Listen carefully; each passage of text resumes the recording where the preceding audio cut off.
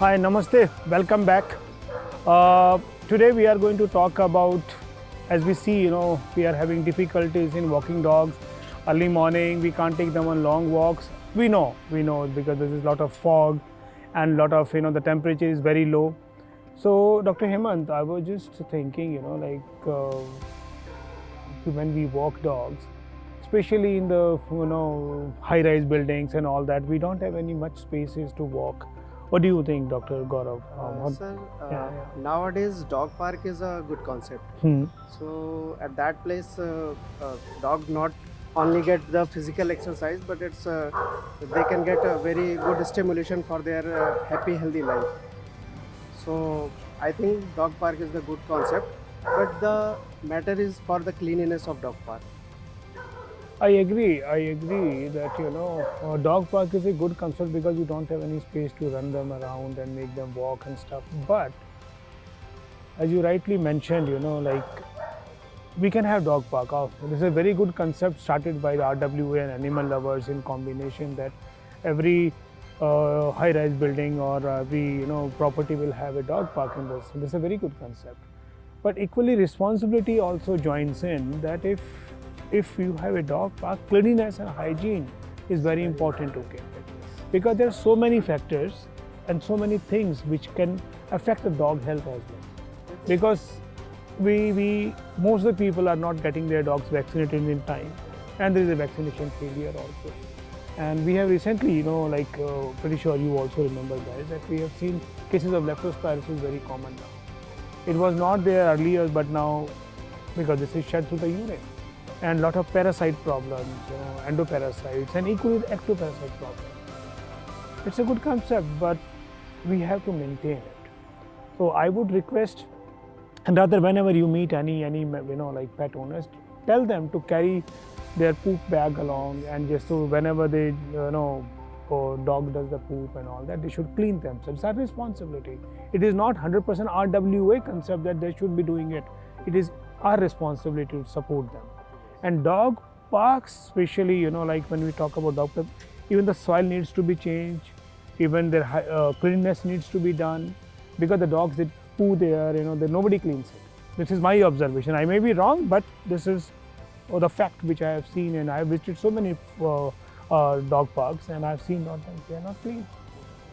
Even if dog can speak on behalf of the hygiene, he will definitely say, I'm not going to use it. Right? So my concept is that keep it, but keep it clean. I totally Right? agree Yeah. with you, sir. Yeah. And what happens, dog lovers, it is your responsibility that you make sure that it is clean for your dogs, because it is healthier for your pet, healthier for you, and healthier for the society. So make sure that parks are clean and regular basis. It is very important. I think social जो आपस में interact करते हैं dogs, that is very crucial part of dog. तो ये चीज तो अच्छी है कि dogs are interacting with each other, they develop social interaction. हाँ, बिहेवियर भी इम्प्रूव होता है इससे. इम्प्रूव बिहेवियर ऑल्सो, बट कुछ लोग अपने डॉग्स को वैक्सीनेट नहीं करवाते हैं. And if we don't know the vaccination history, हो सकता है कोई डिसीज कैरी कर रहा हो dog, and then they Absolutely. एक डॉग से दूसरे डॉग में डिसीजेज भी फैलती हैं. Yes. तो थोड़ा सा इस चीज़ का भी ध्यान रखना चाहिए कि इंटरेक्शंस हों, तो आपको पता हो कि हाँ, ये पर्टिकुलर डॉग है, he is his friend, he is vaccinated. तो इससे आपके डॉग का सोशल इंटरेक्शन भी इम्प्रूव होगा और उसकी हेल्थ भी जेपरडाइज नहीं होगी. Absolutely. सर, गौरव ने मेंशन किया कि इसका mental health, social awareness, social interaction pet का बढ़ेगा. आपने मेंशन किया कि हाइजीन इंपॉर्टेंट है, क्लीनिनेस इंपॉर्टेंट है. तो ये बहुत अच्छे पॉइंट्स आपने मेंशन किए.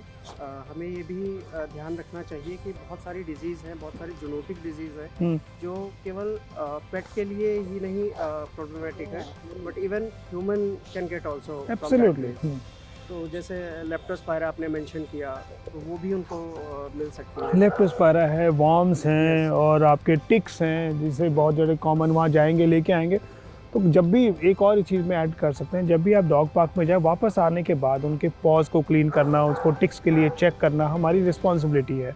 वहाँ से आके पॉज क्लीन करिए, और रोटेशन में अपने RWA के प्रेसिडेंट या मेंबर जो अपना कमेटी होती है उनको बोलना चाहिए हम लोगों को कि this is also welfare. We call them RWA Residential Welfare Association. So when we talk about welfare, तो वेलफेयर फिर सबका होता है. उसमें पेड़ पौधे भी आ गए, आपका एनवायरनमेंट भी आ गया, आपके एनिमल्स भी आ गए, आपके रेजिडेंट्स भी आ गए. तो हर एक का वेलफेयर उतना ही इम्पॉर्टेंट है.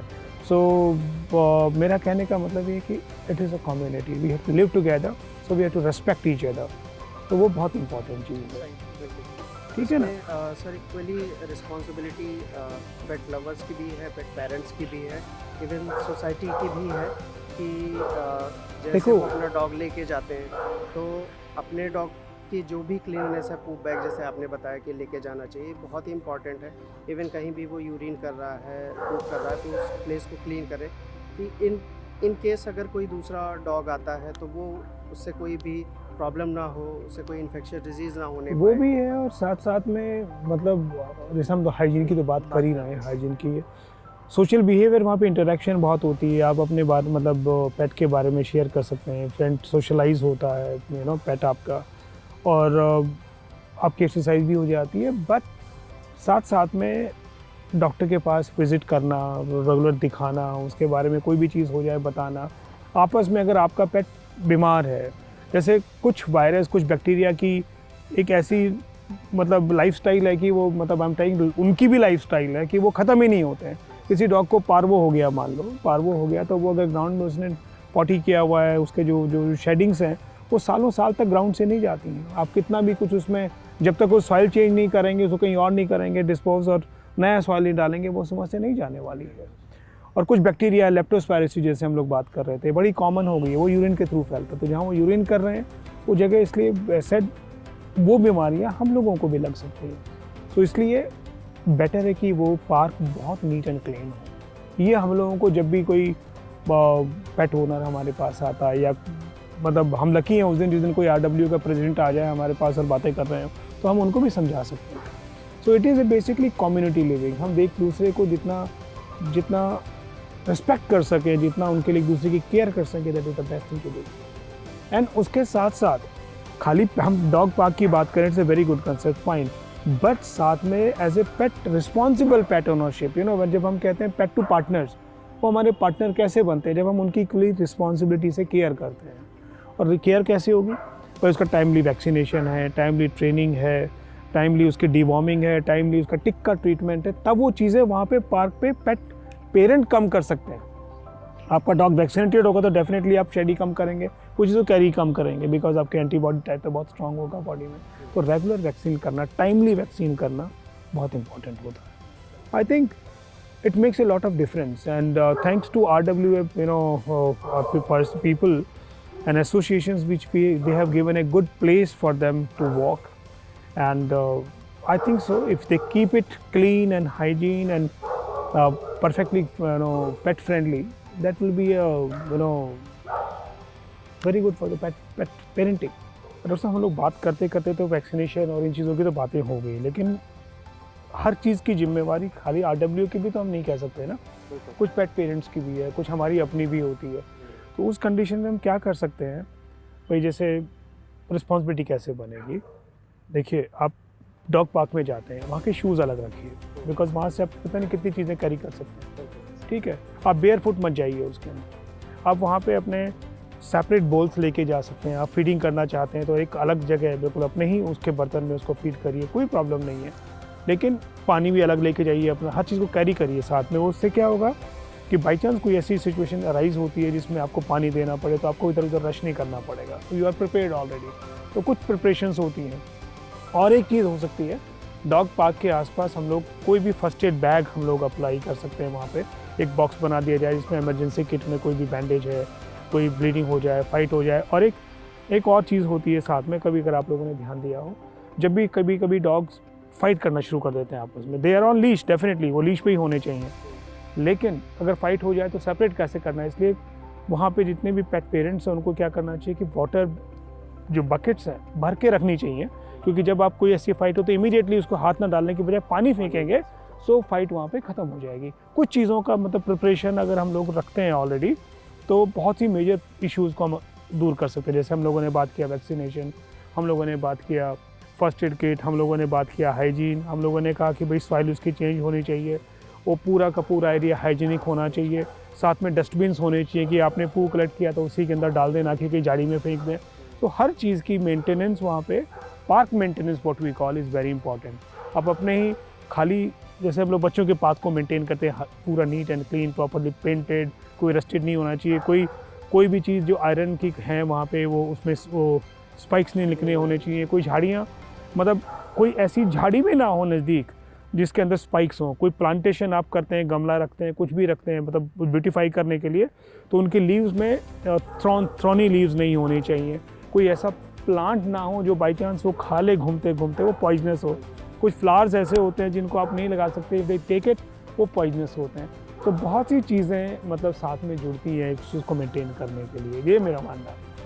बिल्कुल, डॉग पार्क जैसे आपने बताया कि पेट फ्रेंडली के साथ साथ इनको फ्रेंडली भी होना हाँ, चाहिए। actually। दोनों चीज़ें हैं कि कुछ भी हम ऐसा ऑब्जेक्ट वहाँ पे ना हाँ। डालें कि उसको पेट इंगल्फ कर ले और उसको प्रॉब्लम। एब्सोल्युटली, कोई छोटे पत्ते पेबल्स नहीं होने चाहिए, कोई जैसे मैंने बताया कोई भी चीज़ आइटम जो इंजर कर दे, उसको चलते हुए पाँव में चोट लग जाए या कि स्किन पे लग जाए, ब्रूजेस हो जाएँ, वो सब चीज़ें अवॉइड हो जाएँ तो बेस्ट से बेस्ट है वो।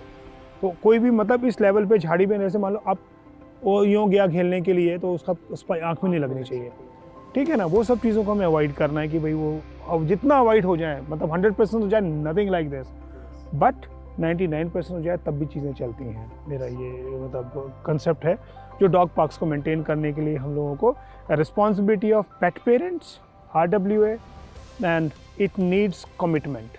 अगर हम कमिटेड हैं अपने पेट की देखभाल करने के लिए और सोसाइटी को भी साथ क्लीन करने के लिए, जिससे कि एनिमल लवर्स बढ़ें ना कि घटें। So we are here to make more pet parents than less pet parents. Let's love each other and keep our environment neat and clean and hygienic. Thank you very much.